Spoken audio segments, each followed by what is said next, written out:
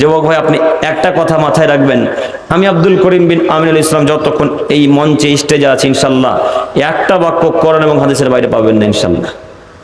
যদি পেয়ে যান সঙ্গে সঙ্গে ধরিয়ে দেবেন, আমি সঙ্গে সঙ্গে ভুল শুধরে নিয়ে যাত্রীর কাছে ক্ষমা চাইবো ইনশাল্লাহ।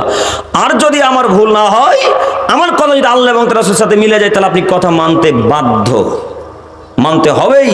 আর আমার কথা যদি আল্লাহ এবং তার রাসূলের সাথে না মিলে, কোরআন হাদিসের সাথে না মিলে, তাহলে আমার কথাকে লাথি মেরে দিয়ে পাকুড়ে ড্রেনে ফেলে দিবেন। আমার কথা এতটুকু মূল্যায়ন করা লাগবে না। কথা বুঝেননি? আপনাকে আমার কথা মানতে বলিনি, আমি আমার কথা মানতে বলবো। কেন? আল্লাহ নবী বলছেন, মান কাযাবা আলাইয়া মুতাআম্মিদান ফালিয়াতাবাওয়া মাকাদাহু মিনান নার। পৃথিবীর মানুষ, তোমার কথা মনে রেখো, আমার ব্যাপারে কথা যত খুশি বলো, বনী ইসরাইলের ঘটনা বলো, কোনো দোষ নেই, তবে বনী ইসরাইলের ঘটনা যেন সত্য হয়। আমার ব্যাপারে কথা বলো যেন কথা সত্য হয়, আমি যেন সে কথা বলে থাকি। আমার ব্যাপারে কথা বলতে গিয়ে যদি একটা কথা এদিক ওদিক উলট পালট হয়, বাড়াবাড়ি হয়, তাহলে তোমাদের থাকার জায়গা জাহান্নাম।